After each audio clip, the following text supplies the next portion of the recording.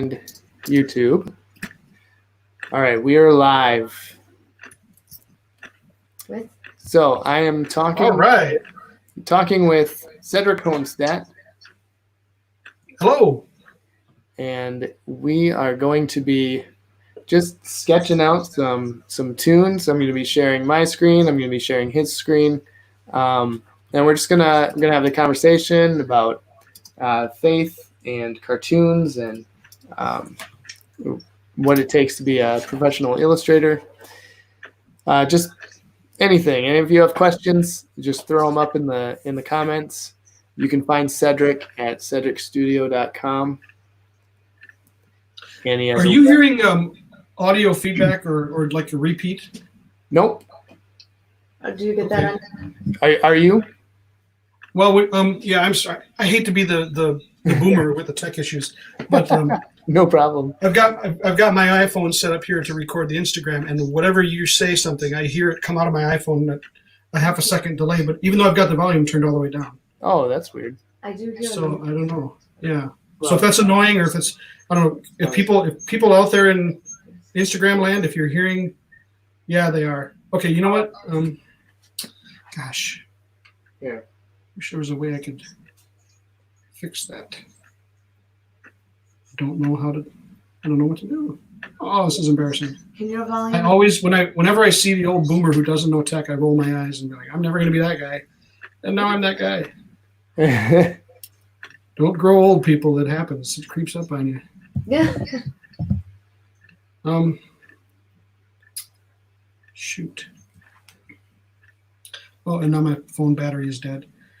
Oh, my phone is almost. Maybe, should I just bail on the Instagram? Yeah, we can just skip the Instagram. That's fine. Yeah, I'm sorry, everybody. If you can watch us over on Facebook on RefTunes on Facebook or RefTunes on YouTube, and you can see the whole thing.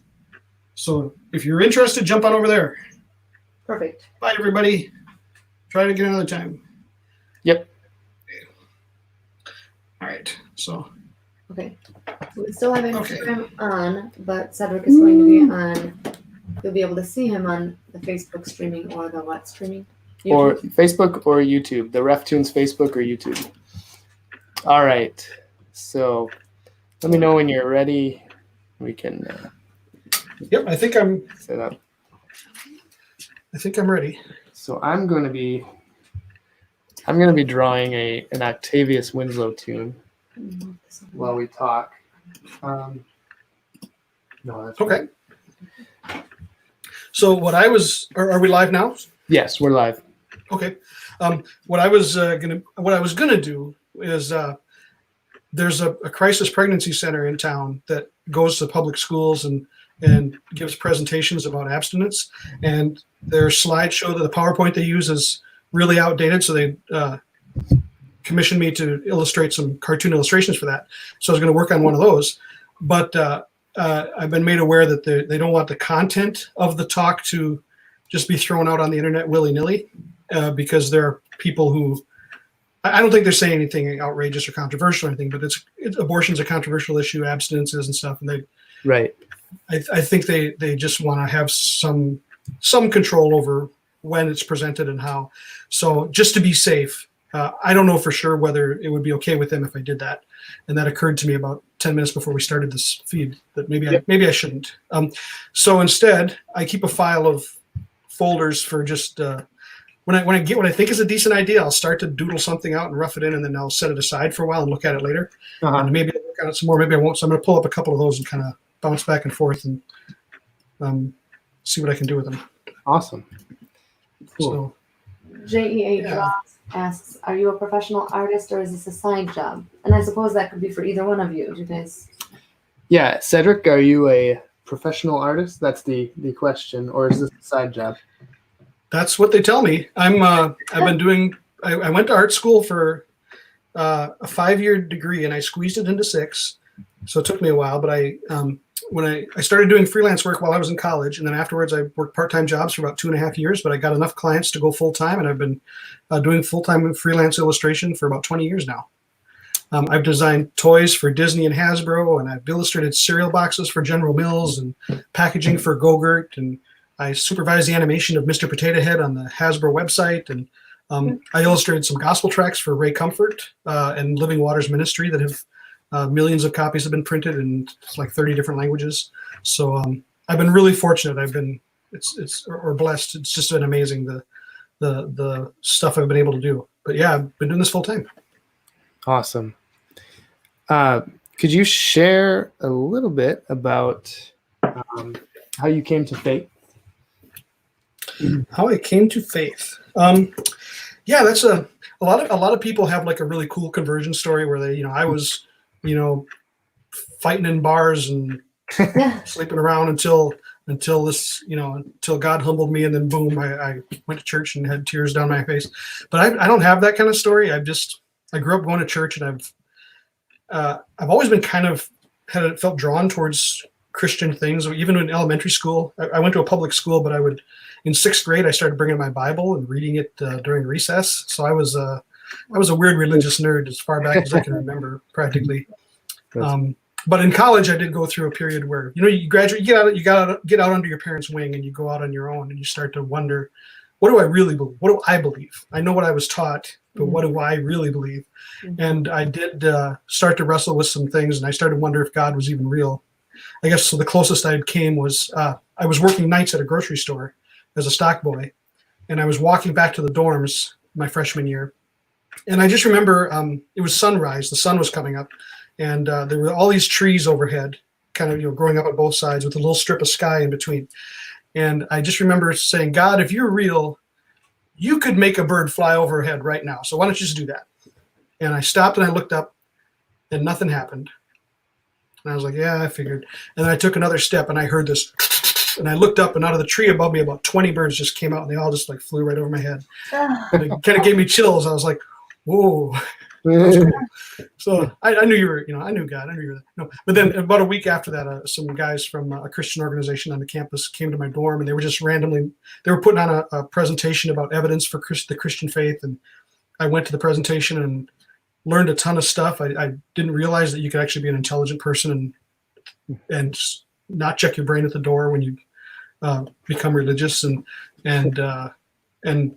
decided at that point, and then went through a prayer thing where I recommitted my life, or decided to really make a surrender to say, I'm getting off the throne of my own life, and Jesus, I want to put you on the throne of my life, and as best I can, and just try to follow you. And so that's the closest I have to a story like that. That's cool. Yeah. Thanks for sharing that. That was. Yeah.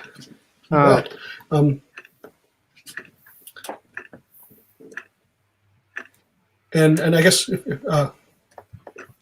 I can continue that a little bit, when I got involved in a campus organization that was would go around to people in the dorms and try to talk to them about spiritual things and share the gospel with them, and I seemed to the guy who led the organization thought I was really good at that, but I wasn't sure that I was. If it was scripted, I could do it pretty well, but when it just comes to casual conversation, I've always been really introverted.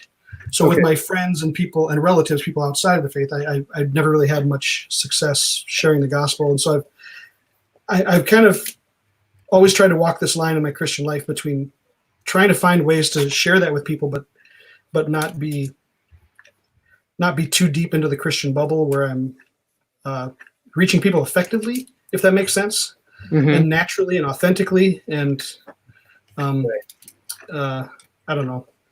That's something I'm trying to do with my cartoons. I do a lot of illustration work for secular clients, but then I've started posting webcomics on the internet for a couple of years, and every once in a while I'll do a streak of religious ones. And I'm always kind of struggling because I know a lot of my audience is not Christians, and I really want to reach them. That's who I feel like I most want to do artwork for.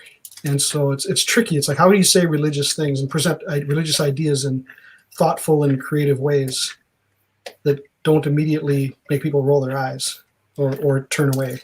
Right. Yeah, that's a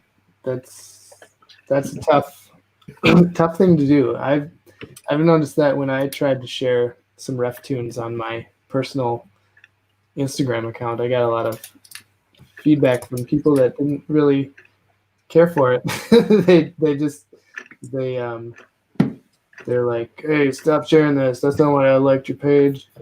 Right. Yeah, I get that too sometimes. But it's still a part of my art and a part of who I am, and I guess I'm still gonna I'm gonna share it. Yeah. But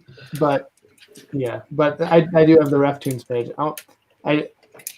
I saw your most recent one, which is really cool. I've got it on the screen now, about the Bible. Oh yeah. And the copying errors. Mhm. If you want to check that out, you can see that at. I made a little banner for this. So sketchbooksilliness.com is where, if they go to cedricstudio.com, that's just my professional illustration website that goes out to clients. And then if they want to see my web comics, they should go to Sketchbook Silliness. And that's where most of the religious stuff kind of gets sprinkled in with everything else. Yeah. This one was really good. I thought this was a really good topic to tackle in a cartoon, because so many people talk about the reliability of scripture and the whole telephone game that they claim that is how we got the books of the Bible and how the Bible was translated. But I think your cartoon really helps put a stone in people's shoes, to use the language of Greg Kokel. Oh yeah, I love Greg Kokel. That's awesome. Yeah, that actually sat on my hard drive for a couple of years. I've actually really slowed down the webcomics since this coronavirus stuff hit, because I don't make much money with it. It's just kind of a side thing just for fun. Right. Because it turns out if you post stuff for free on the internet, it's hard to make a living that way. Yeah. And but I've gone a while, like a month, without posting anything. I was like, I got to post something, and so I dug this out of my files, and I thought, I guess I'll try this, and I kind of polished it up and inked it and threw in some color and put it up. And yeah, so far it actually got more shares on Twitter than almost anything I've done in recent memory. Yeah. On Facebook it did so, but it's weird how you can share stuff on social media, and sometimes something will explode in one platform and go flat and everywhere else. Right. And I also posted it in the Christianity subreddit on Reddit, and it sparked a big discussion. People gave some criticism, which I thought was maybe fair. But and then again, some atheists that were really atheists that just follow the Christian subreddit just so they control everything. And, right. Yeah. And I got some people that liked it. We got over 1,000 likes. So. Oh wow, that's cool. Yeah, that was very cool. That was very gratifying. About Reddit. Yeah, I don't have Reddit all figured out yet, but I'm trying to do more stuff there. I found that in my experience, Reddit is a real good way to test either the quality of your work, or especially if it's religious, to test if it really has teeth or not, because the people on Reddit will not pull punches. It's not a polite place. And so if something doesn't work, you will know. It'll either die or it'll get tons of negative feedback. So yeah. But I'm glad for that, because I don't want to just preach to the choir, and I don't want to just have other Christians glad handing me and saying, "Oh, this is great." I mean, that's nice too, but I want to reach people who've never thought about these things before, and so that's no. Sorry, I got some kids coming in behind me. Oh yeah, go ahead. I muted my mic. No problemo. I left the window open. Okay. Here, do you want me to move the Instagram over here? Oh, sure. Okay. No problemo. They keep coming in. They're like zombies trying to get in. After you brush your teeth, yes. Do you want to come over here, Paul? Yeah. Does that work a little better? You can do it a little better. All right. So some of the buttons here. Share this one.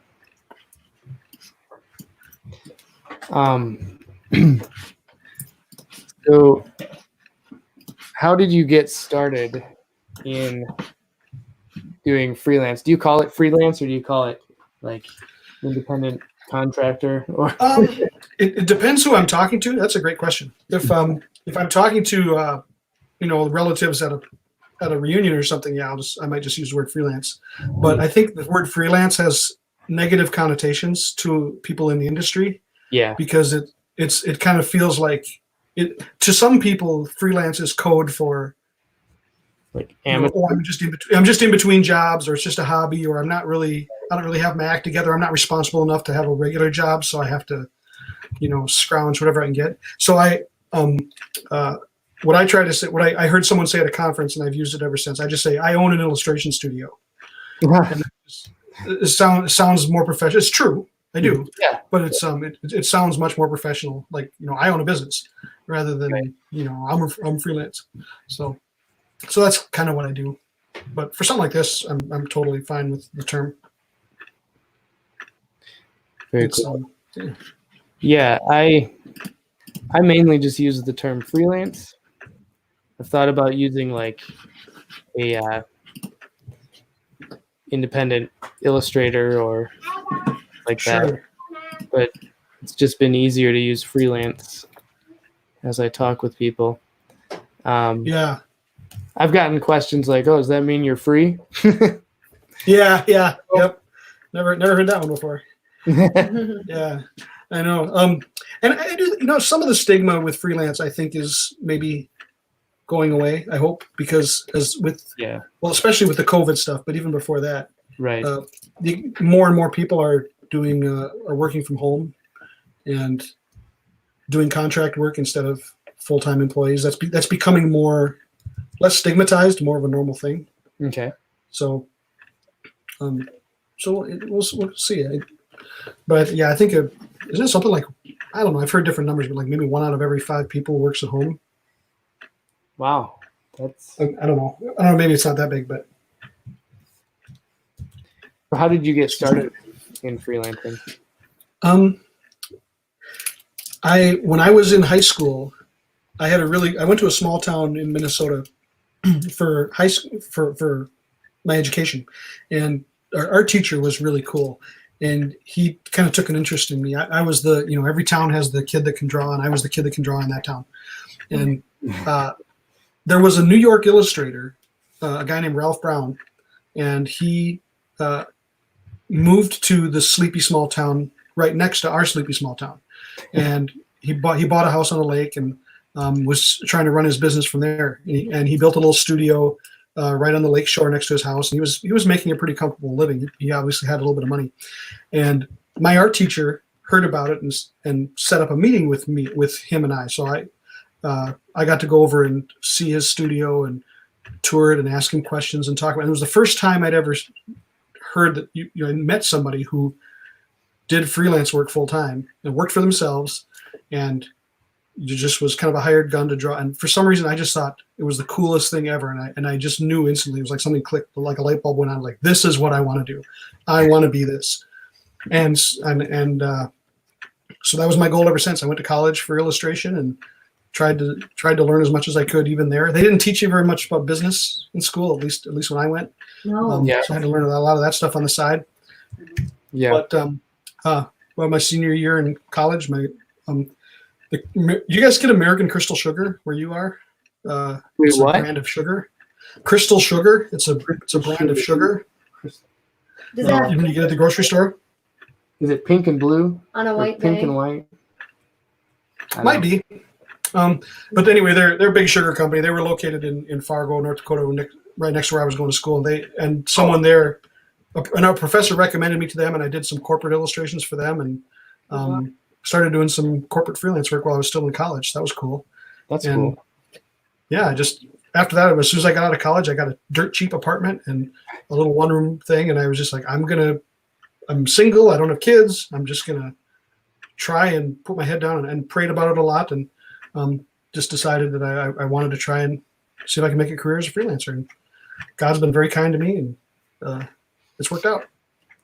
That's cool. So were there Yeah. times starting out when you needed to get like another job to supplement your freelancing, or were you able to just start freelancing? For the first 2.5 years after school, I drove school bus, and I worked at an art supply store, and I was freelancing.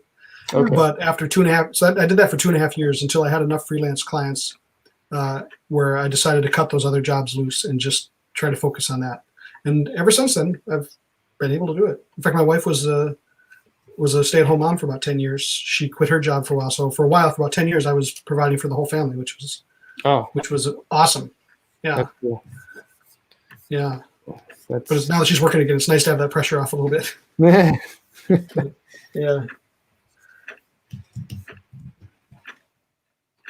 Yeah. How about you? Did you what's your story? What's my story? Or maybe your fans already know all this. I don't know. Oh, I don't know. I started freelancing in 2009, shortly after I was laid off from work. It was just after that first recession kind of thing. Yeah, that happened. 2008 or something. Yeah, or 9. Yeah, I was working full time as a technical illustrator at a woodworking company. I was designing scroll saw patterns and restoring old patterns from the 1800s. Oh wow! In like vector and like converting them to vector format and stuff like that. Not necessarily tea. Not my cup of tea, but but it was paying the bills for a little bit, and then I was laid off. I couldn't find any work, and then I was just looking around on Craigslist, found some art jobs, so I decided to send my resume to them and landed a pretty nice gig. What was I doing? The company in California. Oh, doing a math comic book for a curriculum called Beast Academy. So I was. Oh wow! And I'm about, as I say that, I'm started drawing one of the characters from it. Muscle reflexes. Oh man, how does that happen? But that's awesome. So that was that was probably my second job off of Craigslist. The first one was like a Facebook game that it was my first freelancing gig, and it ended up being like. Yodi Balkan says we use Beast Academy. Oh, you do? That's so funny. Nice. Check the credits on there. But let's see. The Facebook game. It ended up being like at the end. It ended up being like $2 an hour. Yeah, charged them a really low fixed rate for it, and. Yep. Sounds like webcomics. Yeah. I didn't know what I was doing, and but even those times were really good learning experiences. Right. We're in a really good place now. Yeah. Then I found some bidding websites that were more like, it wasn't like Fiverr where like you design something and then someone decides whether they like it or not, and then they pay for it. It was more like, this is my service. This is what I can do for you. This is my portfolio. If you like what you see, then hire me for your project, that kind of thing. And I'd give a bid or a fixed rate bid or an hourly bid.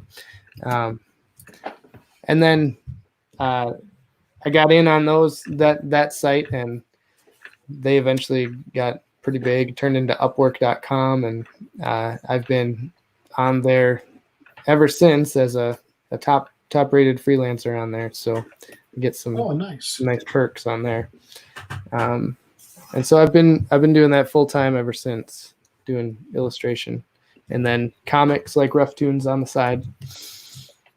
Sure. Well, that's cool. I don't know a lot about Upwork. But it's been pretty good for you.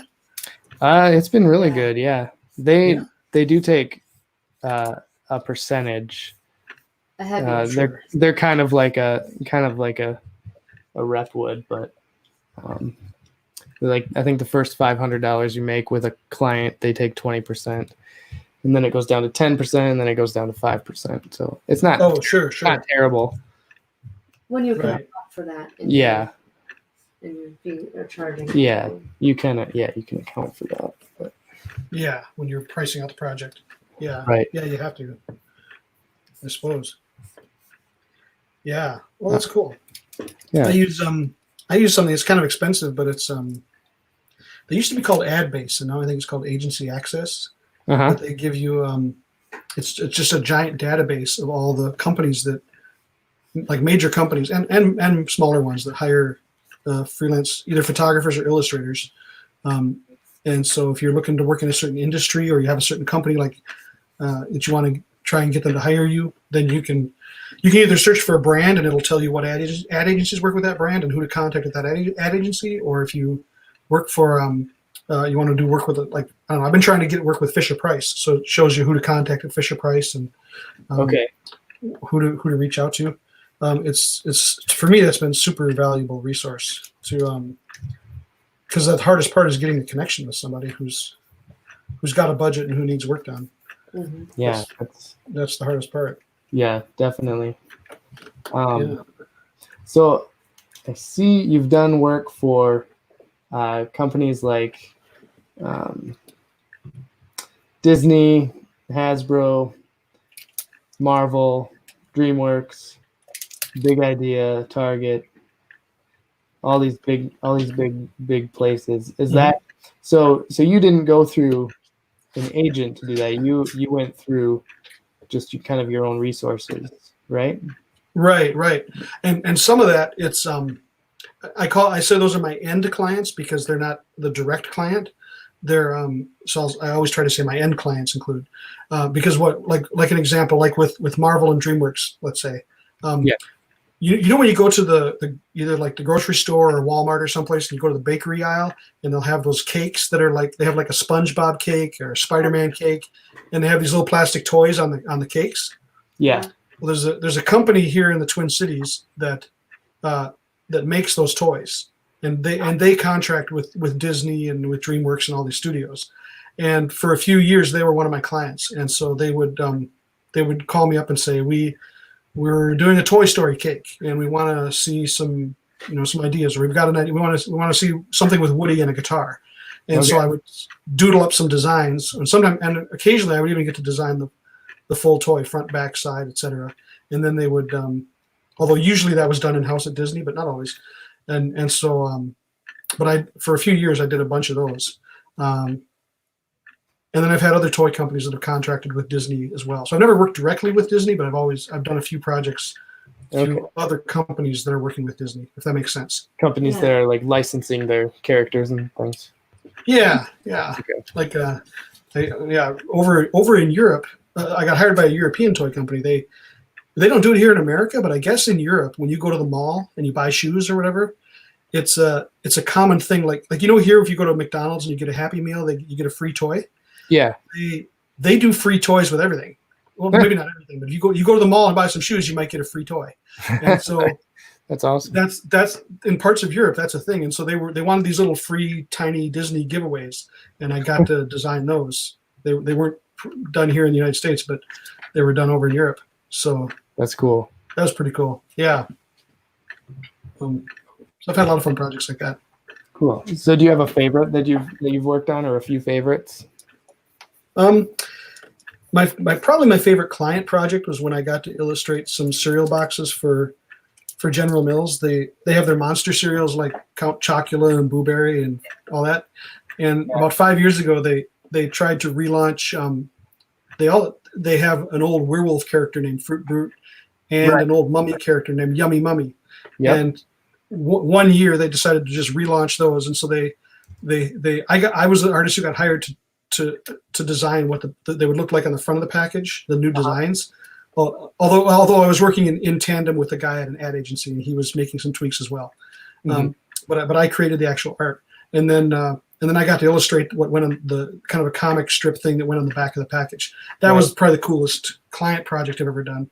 That's awesome. On the personal side, there's this guy named Ray Comfort who's an evangelist out in California, and he's got a huge ministry, and he's not like a televangelist or like a whack job, with a sandwich board sign or anything. But he's really creative and smart and funny. Yeah, and has conversations. I love watching him. Yeah, he's good. And he had a presentation called, you used to call it Hell's Best Kept Secret, but it was basically the gospel and how to what people need to understand before they become a Christian. And it was really done in a really creative way. And I had a friend of mine who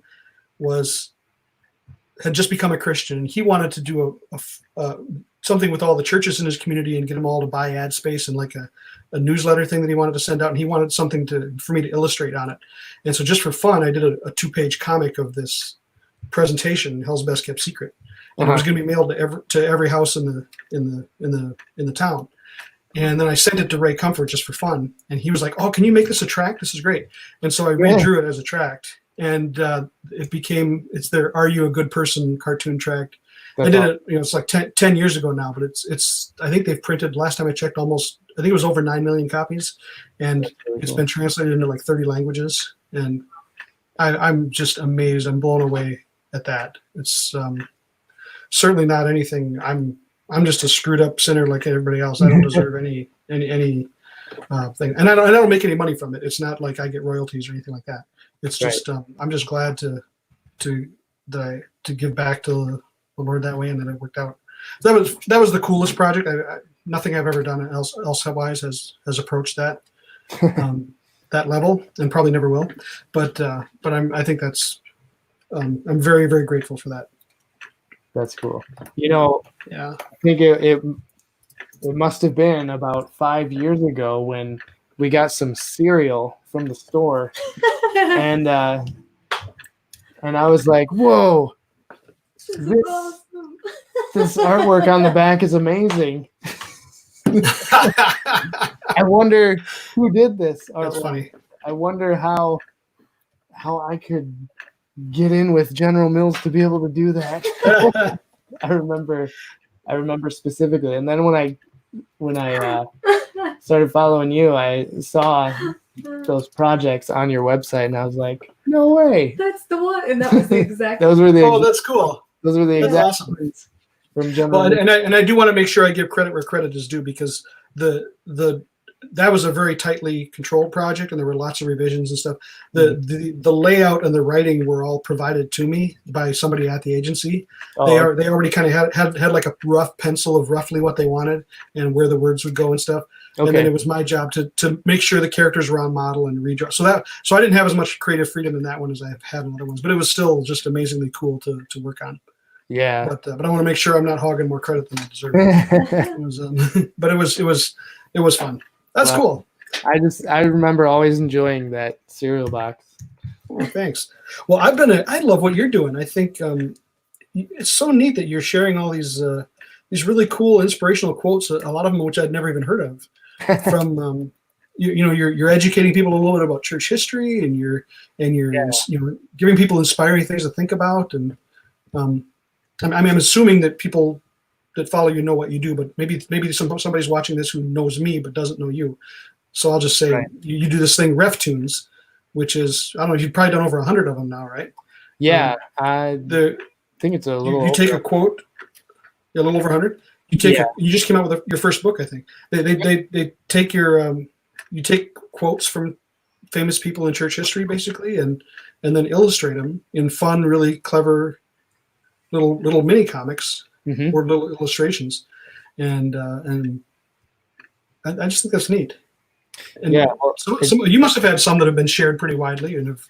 Oh yeah, yep. Some of them have reached, like, I think the highest is like 1,000 or something like that shares on one. Oh yeah. Cool. That was the Martin Luther one, where he's with John Huss, and it's kind of a timeline showing where they were at in history. Bodie Balkins did good. Yeah, but I like to share what I'm learning in church history and what I'm learning in theology, in case it may help someone, because I was at a point in my life where I wanted to know more about the Bible, about church history, about theology, and I just didn't know where to turn. And so I just hope that some of these will reach people who may need them. And That's so cool. and some of them are just silly too. So there's that. Sure. Yeah. What made you decide to do it? Like, how did you get the idea? How did I get the idea? We grew This up. is Stephanie's talking. It's the disembodied voice. Handling the Instagram camera over here, but Paul kind of started changing and growing in knowledge. Probably, I don't remember. Like 6 probably years around ago. 2012, I think. We had some struggles in a church that we were in, and sure, just some leadership issues and stuff. And but we had been it drove us to look deeper into Scripture, and through that we were kind of introduced to some different teaching from different pastors and stuff. And one of them was this Calvinist pastor guy who was actually reading from the Scripture and preaching from the Scripture, kind of expositorily, word for word through the Scriptures, verse by verse, and that kind of piqued my interest because I had never really heard expository preaching, and so that got me interested in like digging deeper into Scripture, because he was hitting all these topics that none of my previous pastors had ever talked on, and things that I had questions about previously, and that started a whole rabbit hole of a whole rabbit trail of things, learning and getting angry, getting sad, about things that I wasn't taught, or things that, and then getting excited because now you know something. I think part of what came to be when we were kind of going through this kind of mind change, I guess, because heart change really. It's like, what do we do with this information now? Like, Paul's not a talker, not a preacher, not whatever. I mean, he does good now. He's practiced, but not even like preaching. Like, you can't. What do you do with this information? And I think one of those outlets is, well, you draw. So share what you've been learning through drawing. And I think I don't know if that's where it initially. So then I figured I would just share what I'm learning with my drawings, and so the first idea I had was just Martin Luther. So Reformation Day is on the same day as Halloween, so I thought, why not have Martin Luther at the door of Wittenberg with a bunch of trick-or-treaters behind him? That's awesome. So I did that, and then just continued from there, and I found a bunch of quotes that I thought would make good illustrations, and I just started doing that, and then it just grew from there. That's cool. Yeah, it's so neat. You're reintroducing people to stuff that is kind of, how do I want to say this?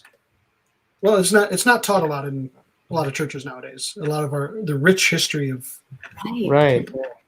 great teachers and people who, people come up with these questions that they think are new, that no one's ever wrestled with this before. It's like, no, people have wrestled with this stuff for two millennia, and people have had great insights that just are, well, for whatever reason, just don't make it through the filter or something. But I think that's really cool. And your work is so charming. It's just it's fun. It's really accessible and fun and not intimidating at all. And I think that's really cool. Well, thanks. Yeah. You have a book coming out, right? Or is it already out? Let's see. It should be shipping tomorrow. Be getting to us tomorrow. Yeah. Oh, getting to us. Okay. Okay. Well, not getting to us. No, shipping. Yeah, shipping from the print company. We found a good print company. Actually, I heard about it through listening to Doug Tenaple, who did Earthworm Jim and Bigfoot Bill. It's the same company that printed those. those books that he did, and they're able to do an embossed cover on the front, which is going to be really cool. Oh, that sounds cool. Oh, that's awesome. Yeah, I'm pretty sure I thought I supported that. I'm pretty sure I did. So I'm looking forward to seeing those when they come through. Yeah. So once we get those, we'll be shipping them out. Yeah.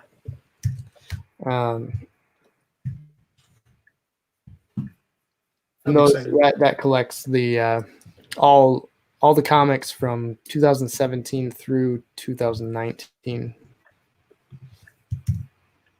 Wow. So what's your output? Like how often? How many do you do? Like one a week or a couple a week, or it's really a month, or just whenever I have time to do it. Yeah.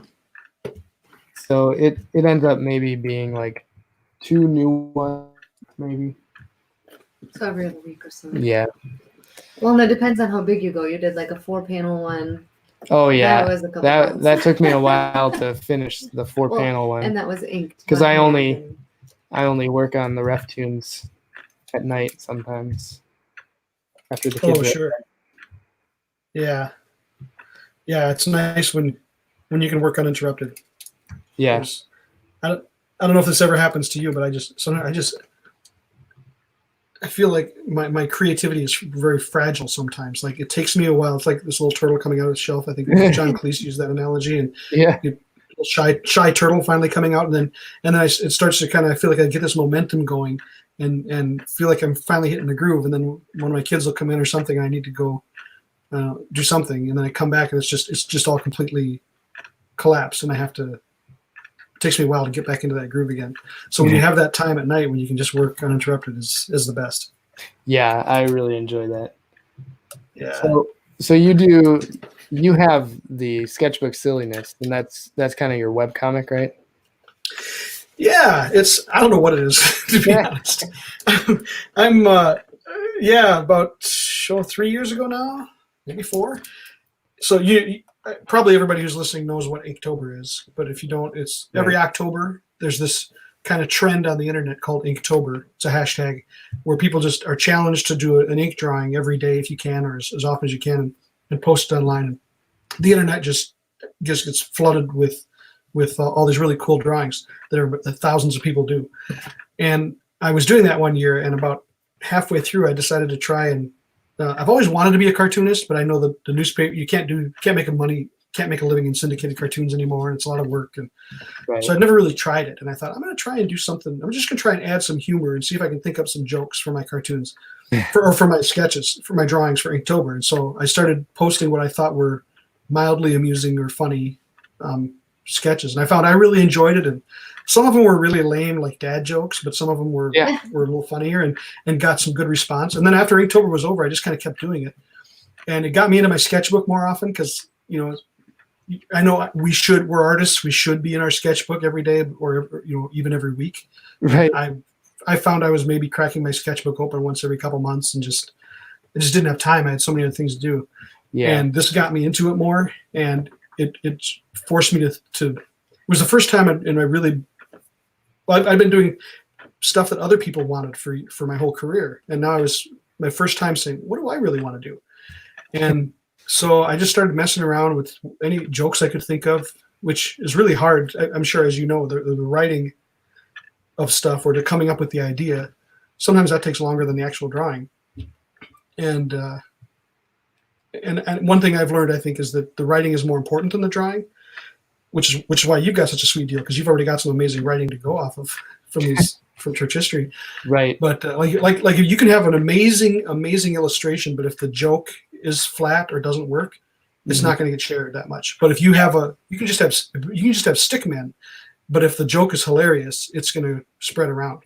So really, how does the saying go? Good art can't save bad writing, but good writing can save bad art. Yeah, which I just butchered that. But that's so true. So anyway, yeah. So So I started posting these things. I just called it sketchbook silliness. It was just me being goofy in my sketchbook, and a few of them, as I got a little better at it, started to get shared more, and I started to get a bigger following. And then I decided to try and do some Christian religious stuff that I would sprinkle in now and then, just still kind of just playing around and not knowing what this is. And to this day, most of my most popular cartoons, probably about 70% of them are religious ones, Christian ones.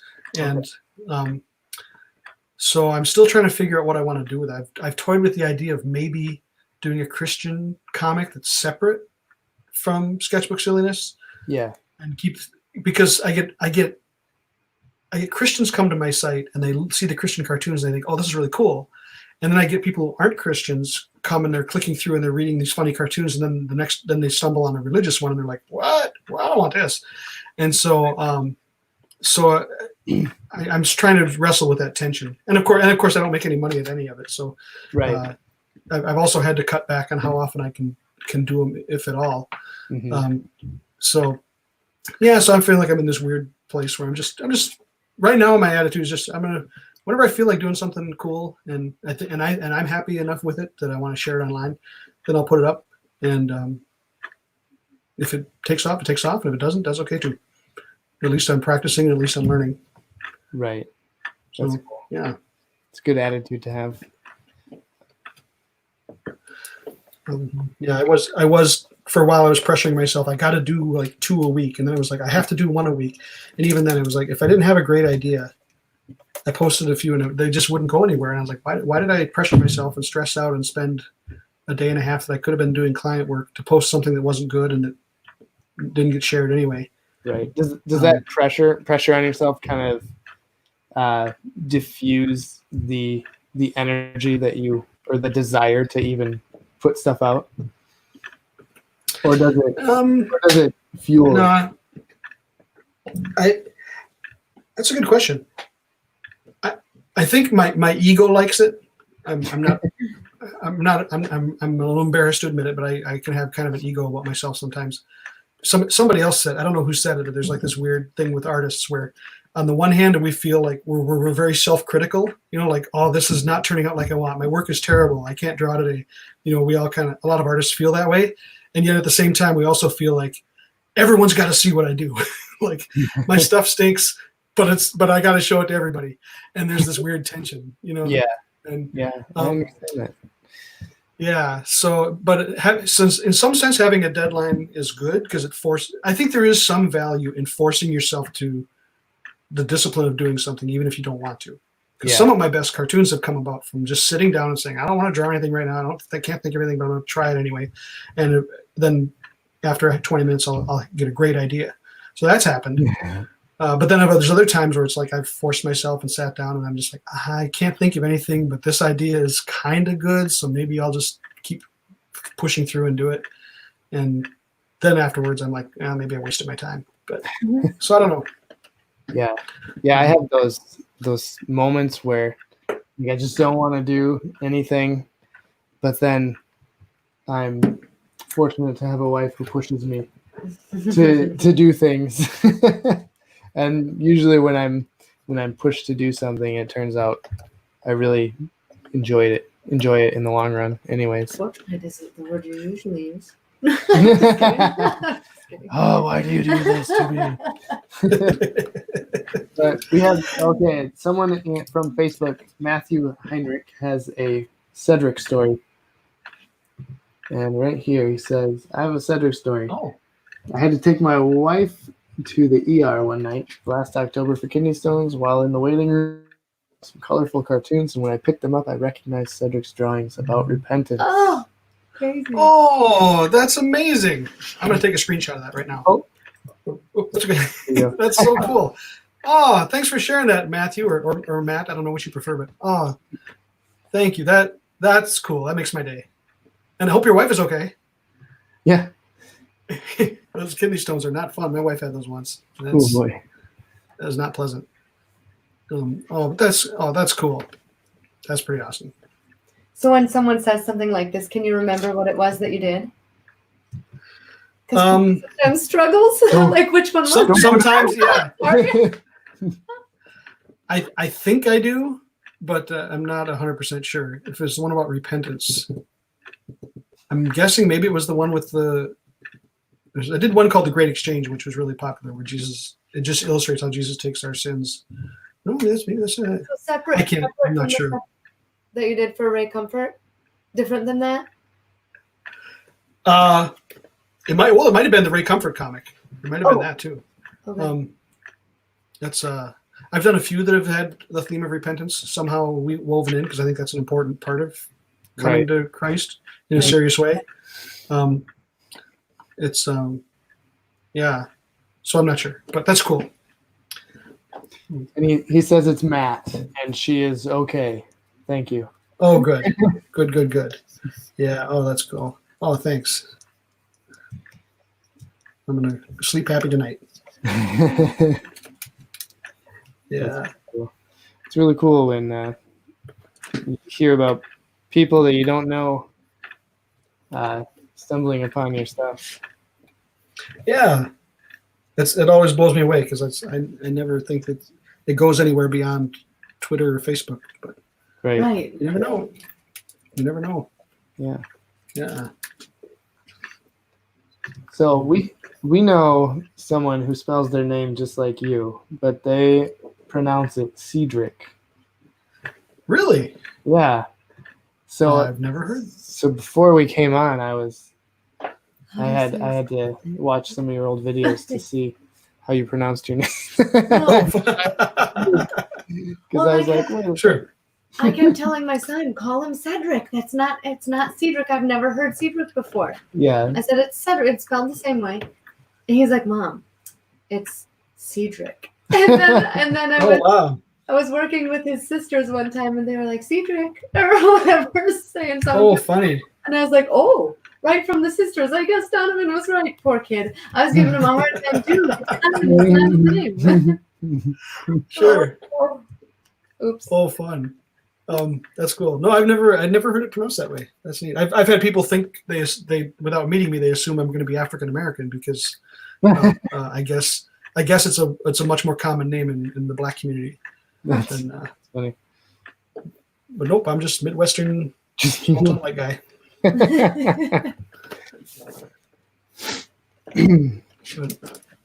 That's cool.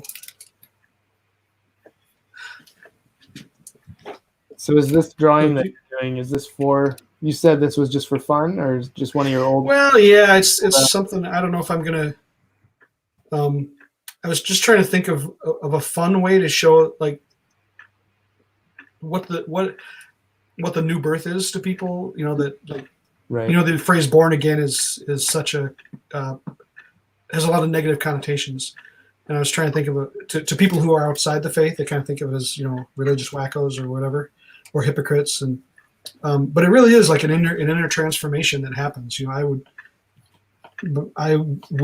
be a totally different person without Christ than I am with it, and there's just that life that you just can't explain to people without almost sounding obnoxious sometimes, just because it's like when people have kids and like, you get so amazing, it's going to change your life, and if you don't have kids, it's just like, I just can't relate, and you tone it down a little, okay? And so I'm just trying to find a way to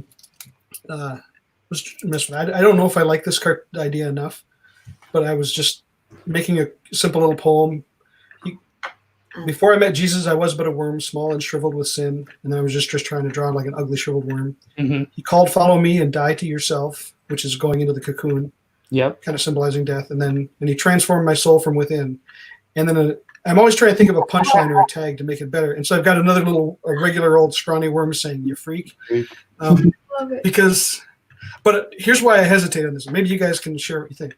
At first, I thought I was trying to show the idea that when we become new people and we follow Christ, the world, Jesus said the world will hate you, that you will get persecuted.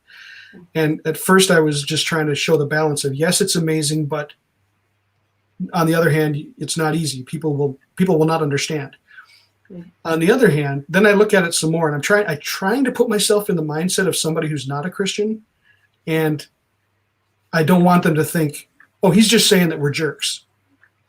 You know what I mean? I see. Yeah. And so this one sat in my files for a while. I don't know if I'll ever finish it, because, and also, to be fair, sometimes, especially when people first become Christians, and myself included, we can be kind of obnoxious. Yes. And there's a guy, Chuck Swindoll, a pastor. I love what he said once. He said, "I don't care if the truth offends somebody, but I care very much if I offend." And in my zeal as a young Christian, I know I offended a lot of people the wrong way by just trying to be very heavy-handed in how I presented things. So sometimes the persecution is justified, not always, but so that's kind of what I'm just kind of toying with, whether I'm gonna finish this up or not. I like the idea. I think it's genius. Well, can I get a recording of that for my wife? Let me get an audio clip. I'm just kidding. My wife is wonderful. She's amazing. Yeah. Okay. Well, thanks. That's good to know. So you think it would be worth posting? I think so. Yeah. People wouldn't misunderstand it. I'm sure some people might misunderstand it. I'm sure they will. Just because Paul will post things and like he's like, I will post things that I that. never Like, would have thought people would have. Right. To me, it kind of feels like, who knows, like that worm saying, because I used to do this with homeschooling, like, oh, I could not stand the thought of homeschooling, the thought of teaching, whatever. And now I homeschool. So it's like that worm could still become a butterfly. Like he could still, like maybe later he will turn into a butterfly, or maybe never. But like, or he could just always stay in that. Okay. Like you're weird. Like that's. But I don't know. I like what it is. Yeah, you could even if you think it's too harsh, you could even change the words like something's different about you. I don't know. Okay. But I don't know. I like the one word reply. Yeah. We have 49 seconds on Instagram, so I'm gonna shut off Instagram. But you can finish up on Facebook and whatever else it's on. So Instagram, if you want to hop over to another platform. Someone says, "Congrats, your work is wonderful." Say hello to Brazil. Hey, Brazil. Oh yeah, say hi to Brazil. Yoda says, "There's always someone." Hi, Brazil. Misunderstand. So that's it. All right. Instagram's done. We'll keep you rolling on the other ones for a little bit. Thank you for joining. Do you mind sticking around a little bit longer, or? Sure. Well, this is fun. However long you want to go. Yeah, I'm just. Yeah. So what are you doing? Can we? Oh yeah, I haven't been drawing much. I've been listening. I know it's hard to draw and talk at the same time. Been listening intently to everything you had to say. So I'm drawing Octavius Winslow, someone who I had not heard about. I was going to say, who is that? Until after I started Reftunes.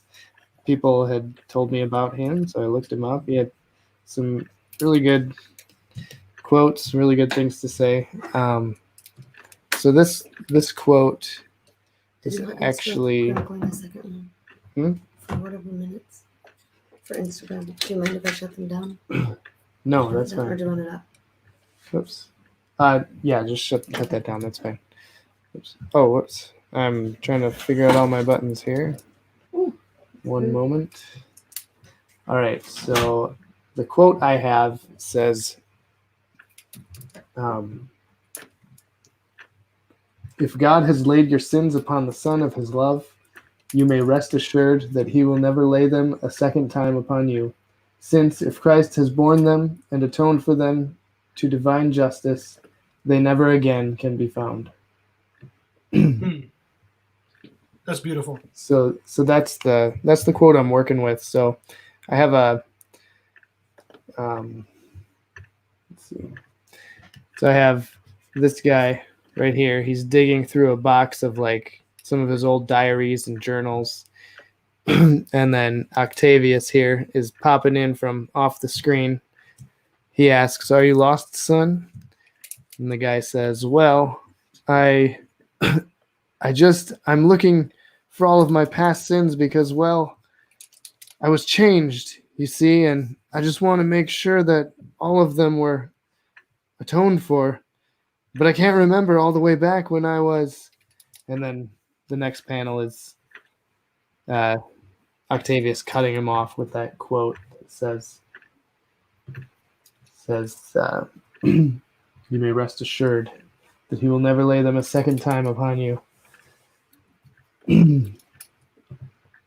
But I guess the issue that I might run into with this one is people thinking it's talking about how people thinking it might be implying that once saved, always saved, as in like you can go on sinning or something like that. Mhm. I don't want people to get the wrong idea, because we're called to a life of repentance, not just a one time. It's not just a one-time thing. I don't want people to think it's just like one and done. So that's sometimes it's a struggle trying to come up with these in such a short amount of like space. Yeah, that's the hardest part. To give context, and sometimes I make them and just hope people understand them. But I try my best to make them understandable. Yeah. No, I think that one's pretty good. I didn't see anything in that one, just for whatever it's worth. I mean, take it or leave it. But Okay. I didn't see anything that was making it sound like, so now you can go do whatever you want. Okay. If anything, it feels like somebody who's still just really aware of their great need and the burden that they're bearing of the guilt of their sin, and they're still just, am I sure it's really forgiven? You know, right. Yeah, because to me that's the opposite of now I can do whatever I want. Yeah, 'cause I remember being a kid and thinking like, oh, I sinned again. I must not be a Christian anymore. So I still have those thoughts sometimes. I have to re-ask Jesus into my heart, and yeah. But now I understand that it's that I'm growing in sanctification. It's a process. Yeah. No, I think it's really nice. Maybe I would make it a little less wordy, if you can. Yeah, the guy cut those wind balloons down to say the same thing with maybe a couple less sentences. Which one? Some people will just. I'm always afraid if there's too many words, people are just going to scroll past and not read it. Yeah. The on the first panel, the guy who's saying, well, he's got like 5 word balloons going there. Yeah. Yeah, it is. That'd be my only thought. Okay. Yeah, that is. But otherwise, I think it's great. Okay. Yeah, and maybe have like, I don't know, maybe have like more boxes behind him. Like there's just because our sins are so many and so huge. Maybe there's just papers flying everywhere. He's like, I don't know. Yeah, I wanted to load this with like all of his journals and diaries of like things that he's done, like things he's written about his life, and so yeah, I'll throw a bunch in the background as well. So you gave me the approval, so I'll let you handle all the comments on this one. Sounds good. No, I'd go with it. I like it. Cool. Maybe I'm just spitballing, and maybe this isn't what you even wanted. I would almost think of like the Joker scene in Dark Knight where he's on a giant pile of money. Oh, maybe you could make him smaller in the page in that first panel and just have a giant pile of papers everywhere, like all our sins. Oh yeah, that's a good idea. Are so huge. I don't know, or not. I mean, it's your vision. You do whatever you want. But, yeah, I was originally. That's a thought. So the idea is that like he's searching through all these boxes and notebooks, trying to find something. And so I just immediately thought of like a box that you would store in an attic or something. Sure. So maybe he could be in the attic. Oh yeah, there you go.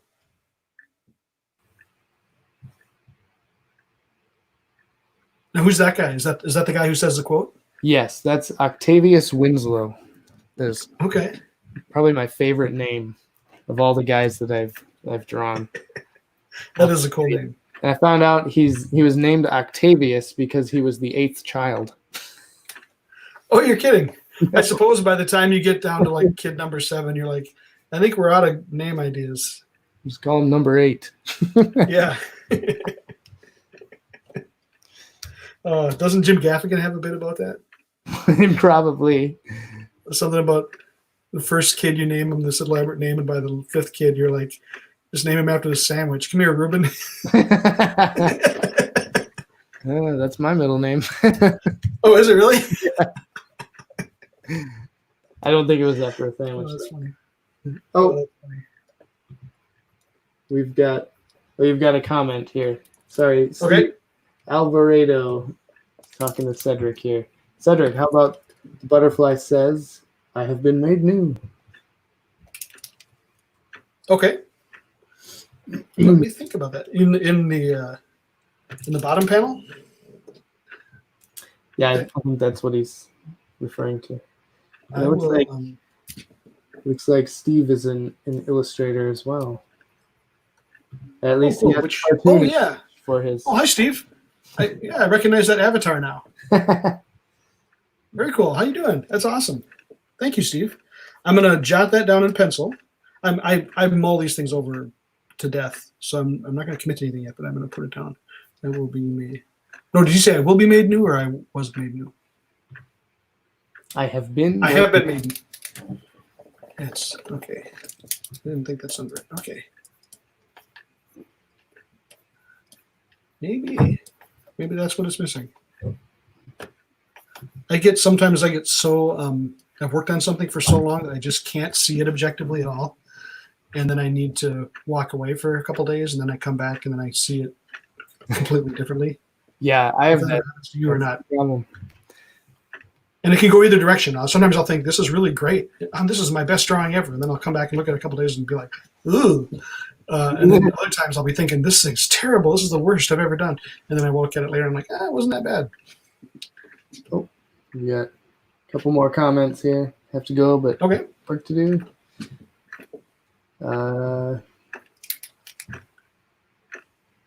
Steve Hey, said- thanks, Steve.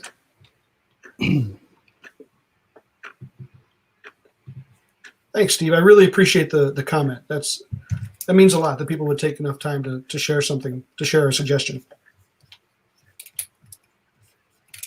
Yeah, I love when I get suggestions from people, because it shows that people are actually following the team, Right. and also it saves time for me. Yeah. So it's nice. No joke. Yeah, it's amazing. People, it's like, oh, somebody's taking interest in my stuff. That's humbling. It is very humbling. I've had to really learn to just accept help from other people. I'm such an independent guy. I just want to do everything myself. Yeah. I'm slowly learning to let that go and just accept suggestions and help from people, but that's a good thing.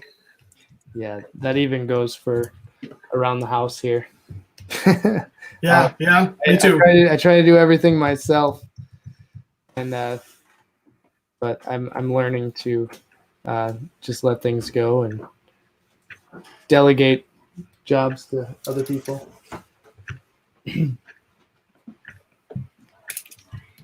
Stephanie just came in from the window. Oh, you can see that. Sorry. I only caught a glimpse. Was that your wife or your daughter? Yeah, my wife. Okay. We have a Hi, portal. Stephanie, I never said hi, by the way. Hi. We have Thanks for what you're doing. Yeah. It's a portal from my studio to the house. Cool. I built Is your studio in a separate structure? kind of. I built Yes. this room onto our back porch. No way. It's like Oh, a that's awesome. 10 by 10 room on our back porch. Oh, that's cool. And you did it yourself? Yes. Yep. Did it. Awesome. My dad helped me put the door and windows in, but then I did the rest myself. And I hired an electrician to do the electric. Yeah, I do that too. I built a bedroom for my daughter this last year. Oh, very It cool. feels great to look at something and be like, I built that. It does, yeah. Yep. It's a good feeling. Yeah. Oh, that's sweet. I'm in a bedroom in my basement. It's in the back of the basement, so it's roomy and it's private, but it's Nice. but that being out on the porch, just being able to look out and see the grass and stuff, that sounds really cool. It is nice. Yeah. You Yeah. have your studio places in our old house all over kitchen, bedroom, basement, like just, Yeah, I have many different places I used to call my studio.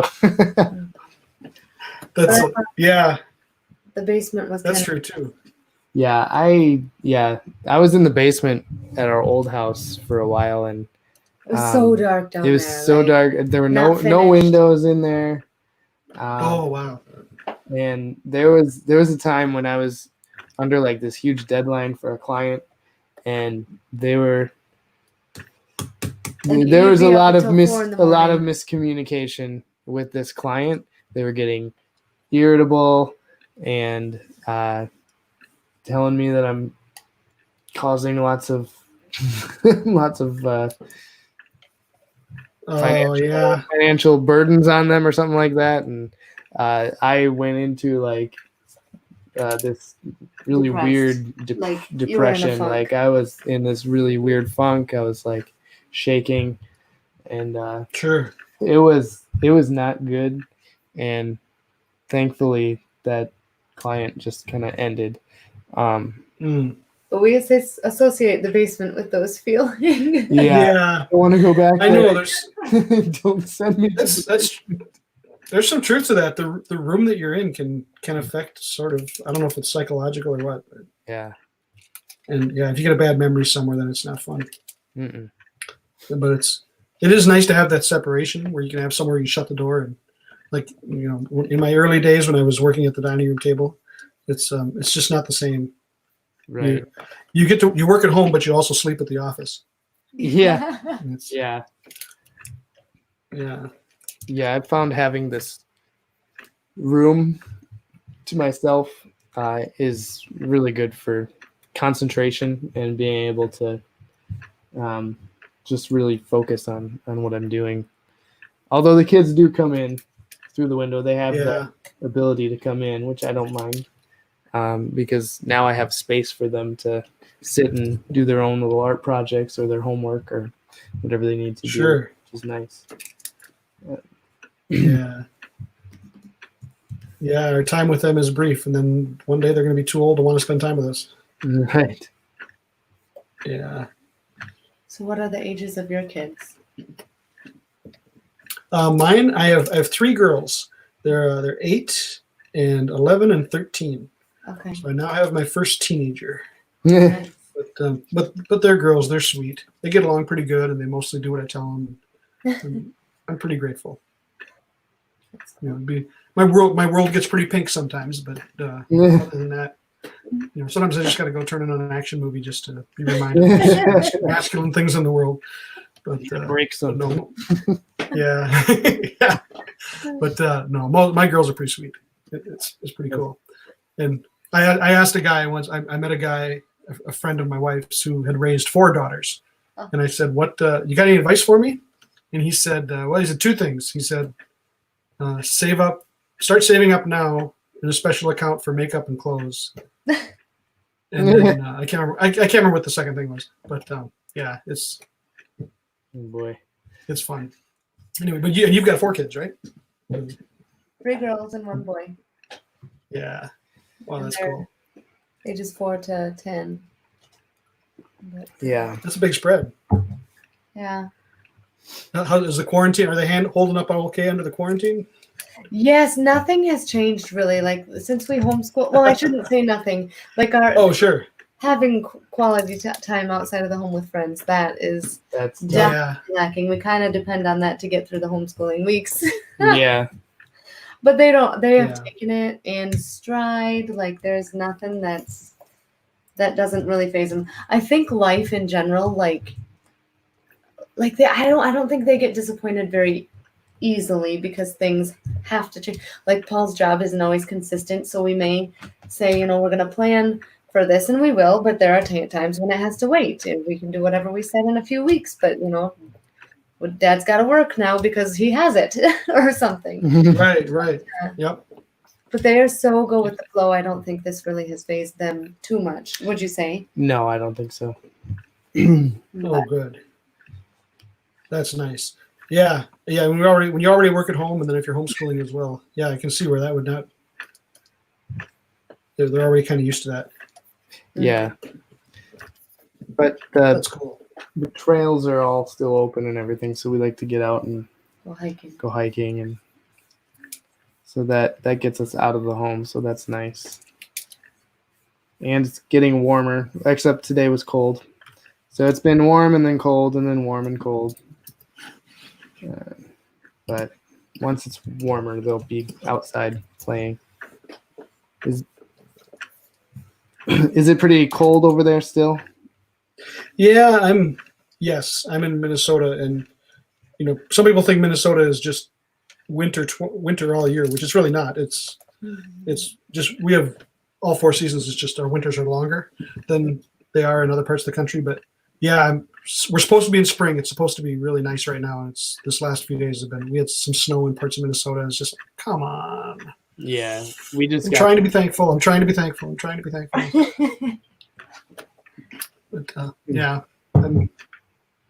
this is my favorite time of year, when everything's new and everything's sunny and the green comes back, and yeah, that makes the quarantine a little more bearable. You can go outside and take in the fresh air. Definitely. Yeah. We just started a garden, so we'll see how cool. that goes. And then we're maybe doing that too. Cool. And then it snowed yesterday, so hopefully our plants are doing okay. I didn't check them today. Is it flowers or food or both? Yeah, well, both. Mostly food, but the kids were given some packets of seeds back for Valentine's Day. So we have sunflowers, and we'll have, which is kind of food too. Yeah.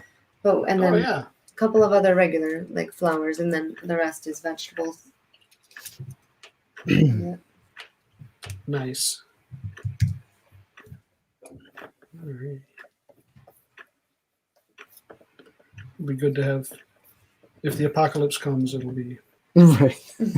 a little prettier with flowers. Yeah. Yeah. I really don't think it's the apocalypse. I think. No, I don't either. No, but people are. I saw something on Facebook that all kinds of stuff goes around, but somebody was writing a thing. Maybe you've seen it about when people were born in 1900. Yeah. How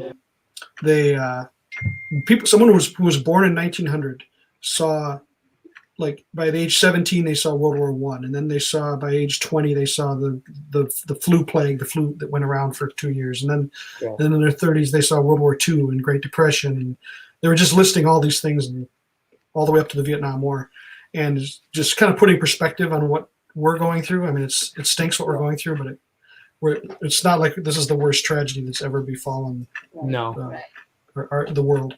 So, yeah. So hopefully it'll be over soon. Yeah. But in the meantime, we'll just kind of muscle through it. Mm-hmm. Has it affected you very much in your job? At first, I lost I had a couple of projects evaporate immediately when the quarantines hit, and that was scary at first. But I've been praying, and so far I've been busy. I've had I think I've had 4 projects total that disappeared, but I've had other work come in, and my prayers have been answered, and so yeah, so far I've stayed busy. I mean, I don't know how long it's going to go, and as part of me is still always kind of wondering what's going to happen, because I do believe God is faithful and we'll get through this, but I don't think He's promised us that you will. He doesn't promise everybody a comfortable middle class living. Right. That's not a Bible promise. So you never know. Mm-hmm. But so far, yeah, He's been very gracious to us. Good. Yeah. How about you guys? I lost one project immediately when it hit. Yeah. But then you got like 10,000. Then I became like overbooked with things. Oh yeah, oh, that's awesome. Which has been a blessing, definitely. Yeah, it was a very slow start to the year. It was a slow year. It was a slow end of the year. Like I didn't have any work for like, was it like 4 months or so. Well, I mean, if you did, it was like a couple. It was maybe like Couple a jobs. one character design here or there. It was just like a really small Sure. job. Nothing really Just little one-off things. sustaining. Right. But I for a while I didn't have any work whatsoever. And I think this is the first year out of like 10 where I ever said something about Paul needing to get a side job. and then right after she said like that, like 2 a few days days later, I like was swamped with work. Well, that's cool. I hadn't been praying about it or whatever. Like, Sure. I don't know. It just doesn't cross my mind to, I guess. Like, I don't know. I should. But I think after saying that, because I had a really bad day, and then I was like, I really need to take this to the Lord. Right. And then I definitely pray a lot more when I don't have work or when work slows down. Yeah. I'm embarrassed to say, but it does increase my Bible time and my prayer time for sure. Right. That's You'd have more of it. yeah. Oh man, yeah, no joke. But that's great. Yeah, it's either feast or famine. There's never just the perfect amount of work. I always have I can always use a little bit more, or I've got too much. But maybe that's just life for everybody. You know? Yeah, it must be a freelancer thing. Yeah. But I would still take that over, I don't know, waiting tables or working for a job where I had to work for somebody else, working in a corporate office somewhere. Yeah. No, I'm not criticizing people who have those jobs. For me personally, I would go nuts. I've worked for myself for too long. It would be a hard adjustment to have to. I mean, I'm sure I could do it if I had to, but I'd probably still gravitate towards, like, I don't know, being a garbage man or something where I could still be solitary by myself. Right. Or some parking lot attendant or something. Yeah, I can relate. Yes. Yeah. Sounds exactly like you. I remember, like, when I was looking for jobs, I was looking for jobs where I wouldn't have to interact with people. Right. Exactly. Yeah, I know. I'm the same way. You enjoyed that. It's not that I don't like people. It's just that No. I like my quiet time and I need that. I don't know. I live too much in my own head, I guess, and that's where I'm most comfortable. And when I have to interact with people outside of that, it's never been something I've been great at anyway. And yeah, same here. I'm much more comfortable. Oh, go ahead. Oh no, that's fine. It's like starting up these interviews. I'm not a very good talker, so it's. Oh, I think you've been. Oh, but I enjoy. I've been enjoying, like, having people on talking while working, and it's just been a really fun experience. I'm really glad you're doing it. I was listening to some of your stuff and I was enjoying the conversations and it's challenging me too. Just seeing you doing it's like, maybe I need to be doing more of this stuff, because I know, I mean, as much as I like being by myself, I know it's not the way I'm supposed to be.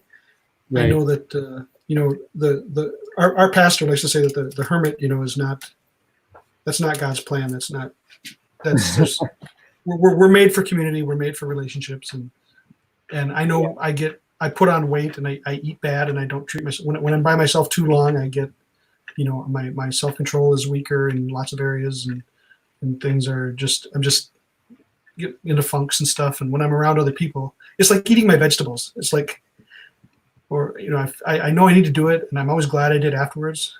But then I still gravitate back towards being alone.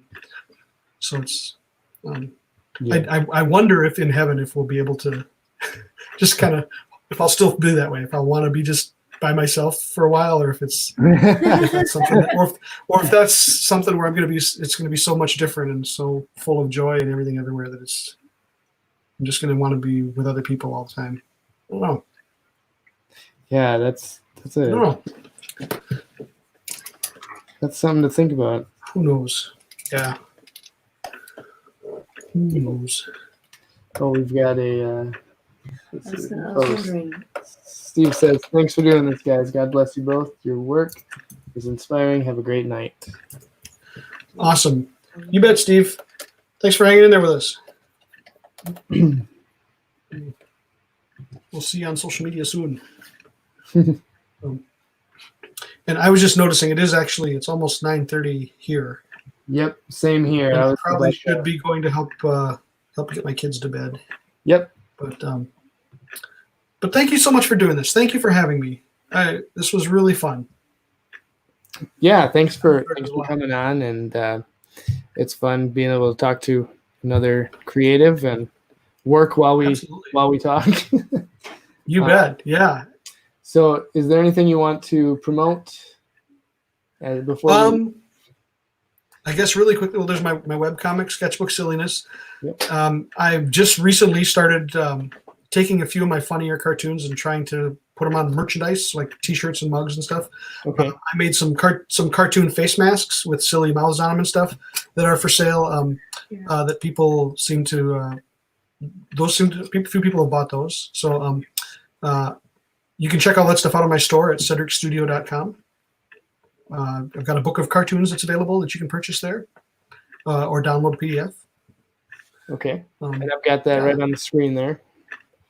Okay. So, Yeah. Thank you. go check out Cedric. He's got some amazing cartoons, some really good work. If you need illustration work, go contact him. Oh, here's one of the shirts right here. Oh, It nice. says "To Stick Men." I can't do the thing right here. He says, "Have you been putting on weight?" Oh. It's just, no, but it's anyway stuff like that. That's kind of what I'm saying. But yeah, but thank you for having me, and thank you for the cartoons that you're doing. I love seeing when new Reftoons come in and browsing the old ones. Even it's really inspiring. So I just want to encourage you to keep it up. I think it's really neat. We need more Christians in the arts, and we need more Christian cartoonists that are doing good work. And I think you're doing good work. Well, thank you. We need more of that. Awesome. Well, thank you. And I guess this is good night. Thanks everybody for watching. Check out Cedric. He's on Facebook, Twitter, Instagram. His website's there. And just rewatch this if you want to see the websites again. Okay. Awesome. Thanks good. for watching, and thanks Cedric for coming on. Bye, everybody. Talk to you later. Take care.